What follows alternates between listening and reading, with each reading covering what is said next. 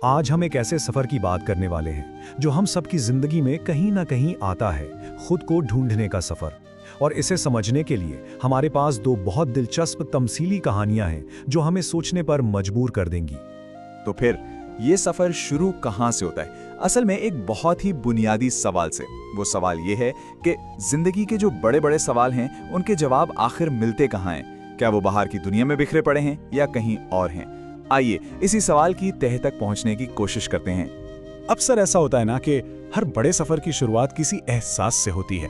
कभी लगता है कि कुछ कमी है या फिर कोई पुरस्कार सी कशिश महसूस होती है, एक ऐसी पुकार जो हमारे आज के किरदारों को उनके रास्ते पर लेकर निकलेगी।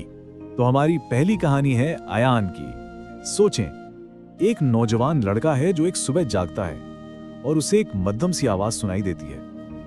आवाज ऐसी है जैसे बहुत दूर से आ रही हो, लेकिन सीधी दिल को छू रही है। ये कोई आम शोर नहीं है, नहीं, ये एक पुकार है, एक ऐसी कशिश जिसे वो समझ नहीं पा रहा।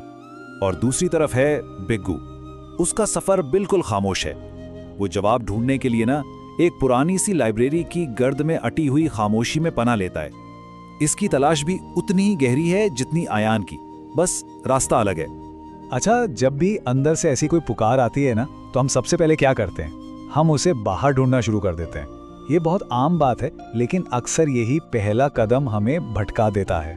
अयान भी बिल्कुल यही करता है। वो उस आवाज के पीछे भागता है। पहले वो गली के कोने तक जाता है, फिर एक वीरान से बागीचे में पहुंचता है और आखिरकार समुंदर के किनारे जा खड़ा होता है।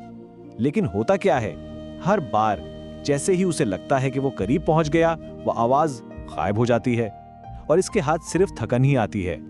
और यहां सबसे दिलचस्प बात पता है क्या है?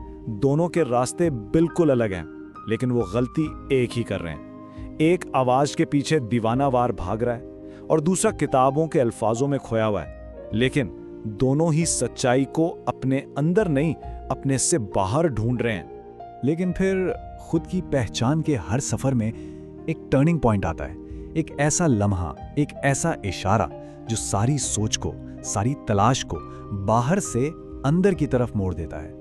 यान के लिए ये लम्हा तब आता है जब वो थक हार कर बिल्कुल मायूस होकर साहिल पर बैठा होता है। अचानक समुंदर की एक लहर आती है और उसके कदमों में कांच का एक छोटा सा टुकड़ा छोड़ जाती है। और उस पर क्या लिखा था? जिसे तलाश करते हो वो तुम्हारे अंदर छुपा है। बस यही वो लम्हा था जब उसे समझ आया कि वो तो गलत सिमत में भाग रहा था। और बिंगो की जिंदगी में ये मोड़ कैसे आया? इसकी जिंदगी में शाजिया आती है। शाजिया कोई आम दोस्त नहीं, वो एक नजरियाती दोस्त है, यानी एक ऐसी दोस्त जो सिर्फ दिलासा नहीं देती बल्कि सोच की गहराइयों में उतरने पर मजबूर करती है।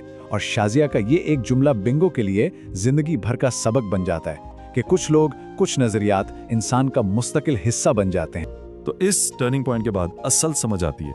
ये एहसास होता है कि सारा सफर तो बाहर का था ही नहीं, असल सफर तो अंदर का है। और तब तलाश की सिमत बाहर से अंदर की तरफ हो जाती है। अब अयान को सब कुछ साफ नजर आने लगता है। उसे समझ आ जाता है कि वो जिस आवाज के पीछे भाग रहा था वो कहीं बाहर से नहीं आ रही थी, वो तो उसके अपने अंदर से, उसकी अपनी रूह की पुकार थी जो उसे जगाना चाह रही थी। अच्छा, तो ये नजरियाती दोस्त का मतलब क्या है? देखें, बुगू की कहानी में शाजिया का काम उसे पके पकाए जवाब देना नहीं था, बिल्कुल नहीं, बल्कि उसका काम था ऐसे सवाल उठाना जो बुगू को खुद अपने अंदर देखने पर मजबूर कर दे। वो मंजिल नहीं थी, मंजिल तक पहुंचाने वाला एक मुहर्रिक थी। और शाजिया ने बिगू को जो सबसे कीमती बात सिखाई वो ये थी कि अहम ये नहीं कि सारे जवाब मिल जाएं, नहीं, अहम ये है कि सवाल पूछना कभी बंद ना हो, क्योंकि यही सवाल पूछते रहने का अमल है, यही तजस्सुस है जो रूह को जिंदा रखता है। तो जब इंसान अपने अंदर ये सच्चाई दरियाफ्त कर लेता है तो उसका नतीजा क्या होता है? एक ऐसी तब्दीली, एक ऐसी रोशनी जो फिर कभी कभी भी मध्यम नहीं पड़ती। चलें अब जरा दोनों किरदारों की तब्दीलियों को एक साथ देखते हैं। एक तरफ अयान है जो अपने अंदर अपनी ही रूह की आवाज को पहचान लेता है और उसकी जिंदगी में एक क्लैरिटी आ जाती है। दूसरी तरफ बिगो है जो अपनी नजरियाती दोस्त शाजिया की आवाज को अपने वजूद का हिस्सा बना लेता है और फिर वो खुद अपनी तहरीरों के जरिए दूसरों के लिए रोशनी का जरिया बनता है। और इसका असर देखें, कई साल बाद बिगो एक बहुत बड़ा लिखारी बन जाता है।